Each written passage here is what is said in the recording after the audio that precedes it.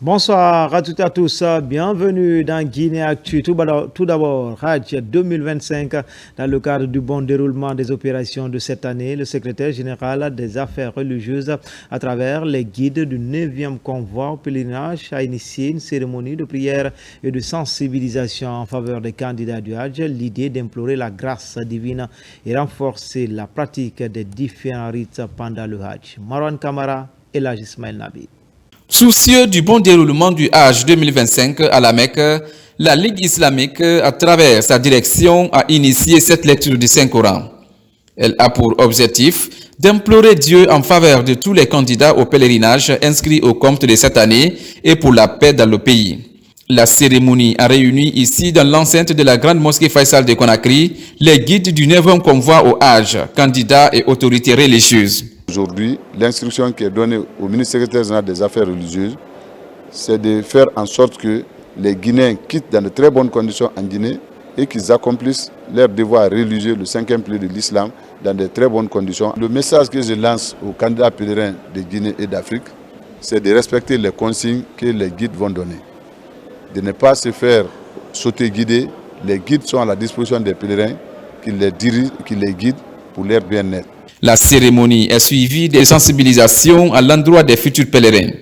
Il s'agit d'apprendre à ces candidats des notions sur les pratiques religieuses afin qu'ils puissent prononcer les rites en difficulté en Arabie Saoudite pendant le Hajj.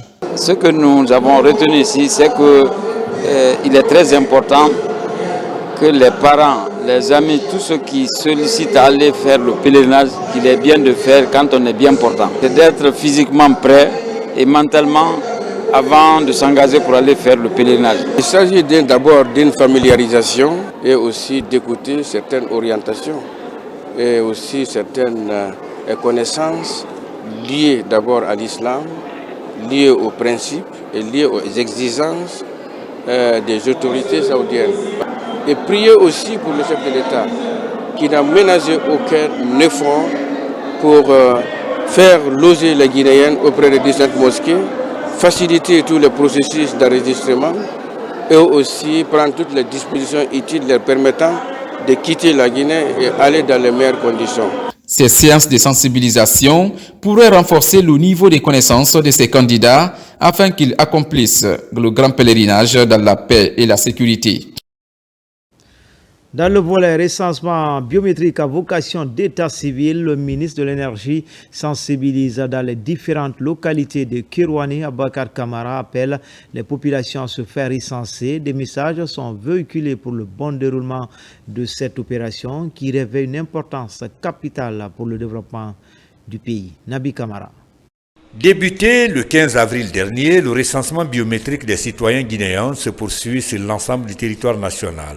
Pour le suivi et l'évaluation du processus, mais également la mobilisation de tous pour le succès de l'opération, les plus hautes autorités sont sur le terrain. Le ministre de l'Énergie, de l'Hydraulique et des Hydrocarbures était récemment à Kirouani où il a conféré avec les populations de cette préfecture en leur parlant surtout de l'importance du recensement en cours. Le slogan du président est très clair.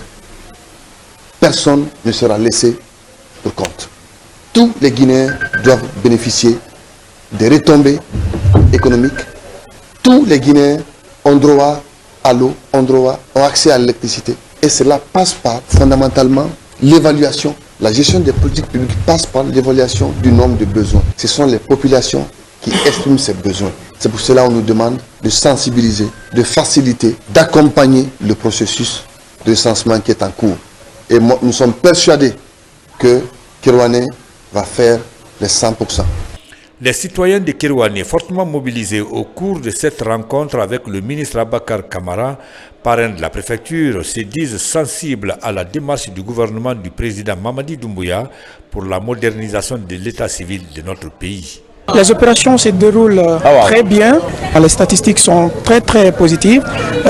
Il y a des communes qui ont atteint déjà les 60, les 80%, donc il faut s'en féliciter. Il y a des communes aussi dont nous essayons de renforcer du jour au lendemain et nous pourrons dire sans craindre que les objectifs seront atteints à 100% de la préfecture de Kirouani. Avant d'arriver dans la commune urbaine de Kirouani, le ministre de l'Énergie, de l'Hydraulique et des Hydrocarbures avait fait escale à Bissandougou et à Komodou. Après ces accueils très chaleureux dont sa délégation a été l'objet, Bakar Kamara a passé le message de mobilisation aux populations de ces deux sous-préfectures pour la réussite du projet national de recensement administratif à vocation d'état civil qui tient à cœur le président de la République, général Mamadi Doumbouya. Même exercice pour le ministre du Plan et de la Coopération internationale et son équipe. Ils interpellent les consciences dans les localités de Sigiri et Kouroussa. Le bon déroulement du processus et les difficultés rencontrées par certains citoyens ont été longuement évoquées par les émissaires du ministère du Plan et de la Coopération internationale. Aïssata Marshall.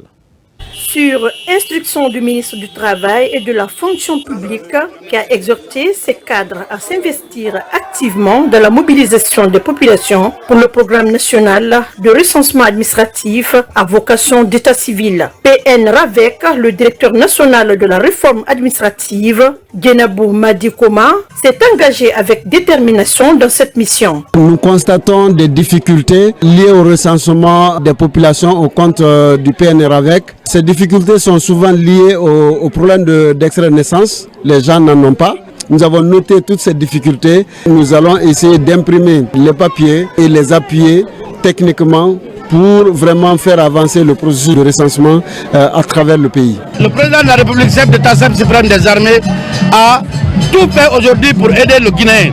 Il a donné la gratuité à la carte d'identité, la gratuité au niveau de l'extrait de naissance. Et aujourd'hui, nous devons faciliter à notre population de se faire recenser. Aux côtés d'Ismaël Nabé, ministre du Plan et de la Coopération internationale, Genabou Madikoma a parcouru plusieurs localités du Grand Oulada, notamment Sisela, Nono, Komolakura, Kaboukaria, Lorombo, Kourkoro et Lileda. Leur présence vise à encourager la participation des populations et à assurer du bon déroulement des opérations de recensement. Nous sommes à Komolakura. C'est un sentiment de satisfaction que nous avons vu le nombre de populations déjà enrôlées sur le terrain et vu la motivation aussi des autres qui ne sont pas encore enrôlés. Donc nous sommes venus déjà avec d'autres équipements pour faciliter la tâche aux agents recenseurs, aux membres de CAR qui sont sur le terrain. Nous espérons que d'ici quelques semaines, nous aurons 100% au niveau des différentes communes. Après avoir transmis les salutations du président de la République, le général Mamadi Doumbouya, ainsi que celles du Premier ministre et du ministre de la Fonction publique, Genabou Madikoma a vivement exhorté les populations à prendre part massivement au recensement. Toujours dans la région à Kankan, de l'eau potable pour les élèves et enseignants du lycée 3 avril. Ce lycée vient de bénéficier d'un forage électrique qui met fin à plusieurs années de calvaire liés au manque d'eau potable dans cette concession scolaire. C'est un geste de l'association des anciens du lycée 3 avril et amis de Kankan. L'inauguration de ce point d'eau a connu une forte mobilisation des autorités éducatives. Elhadj Fodé Bangali Fofana. Le lycée 3 avril fait partie des établissements scolaires les plus peuplés de Kankan. Depuis 1990, date de sa création, jusqu'à maintenant, ce lycée ne disposait pas de source d'eau potable. Grâce à ses anciens élèves regroupés au sein de l'association des anciens lycéens du 3 avril et amis de Kankan, ALAC en abrégé, ce calvaire devient un souvenir. L'eau potable coule désormais dans l'enceinte de ce lycée 3 avril. Pour les jeunes élèves de ce lycée, ce forage, bien plus qu'un équipement, c'est un pont entre le passé glorieux de ses dévanciers et l'avenir solidaire de cette nouvelle génération d'élèves. Ce forage met fin aux longues marches épuisantes pour puiser de l'eau, aux cours interrompus par le manque d'hygiène et aux risques sanitaires qui pesaient sur nous. Permettez-moi d'exprimer au nom de tous les élèves et de la direction de notre école notre profonde gratitude pour le don exceptionnel que vous, nos illustres anciens, avez offert au lycée 3 avril. Votre générosité n'est pas simplement un acte matériel, c'est un geste qui transcende les générations et inscrit votre nom dans l'histoire de cette école. Ce point d'eau vient concrétiser un des projets importants de l'association des anciens élèves de cet établissement scolaire. Il marque un tournant significatif dans le maintien de la santé, non seulement des enfants dans ce lycée, mais aussi du personnel d'encadrement. Le financement de cette réalisation de 100 millions de nos francs guinéens représente une importante dépense pour notre association. Mais chacun de nous comprend l'importance, l'impérieuse nécessité de disposer d'une source d'eau, d'une fontaine, une source de vie donc, favorisant l'enseignement-apprentissage de nos enfants. Ce ne sont pas les parents d'élèves et enseignants qui me le contrediront à ce sujet. Je veux remercier tous les membres de l'association qui ont suivi ce projet de sa conception à sa bonne réalisation. Au nom de la direction de l'établissement, le président du comité de coordination des élèves a rassuré de la préservation de ce forage avec le plus grand soin pour que les générations futures bénéficient elles aussi de cette aide. Enfin, l'Université générale Lansana Conté de Sonfonia vient de signer une convention de collaboration et de recherche avec la Fondation Ella Choumartal. L'objectif affiché, renforcer les échanges d'expériences et toute autre activité, notamment les conférences et séminaires pour plus de visibilité. Bakari Bamba Kondé.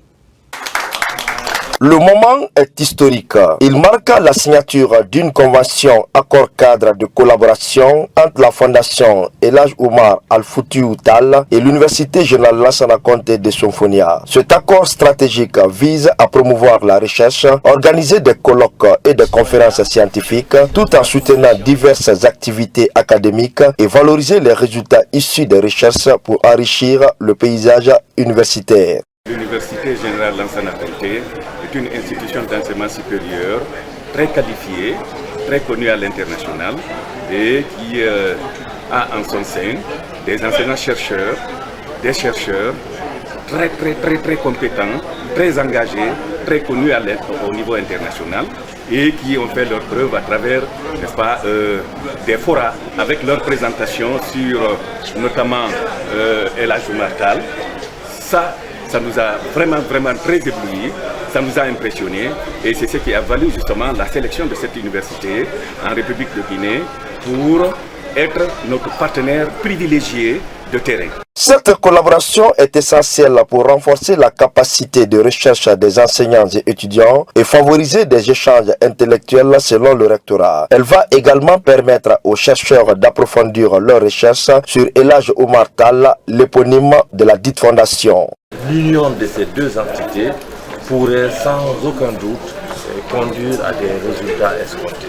Donc c'est avec beaucoup de satisfaction que personnellement j'ai assisté à la signature de cette convention. Nous allons impacter à travers nos enseignants-chercheurs, à travers nos étudiants, la vie sociale de notre communauté, de notre société.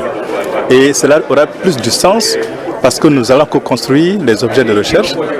Nous allons aussi mobiliser ensemble les partenaires financiers pour que nous puissions, dans l'aide, dans les interventions, impacter de façon transversale. À travers cette convention, la Fondation El Hadj Oumar Tall et l'Université de Sonfonia s'engagent à favoriser un environnement propice à la recherche et à l'innovation. C'était tout pour les infos. Je vous retrouve dans la grande édition de 20h30. À tout à l'heure.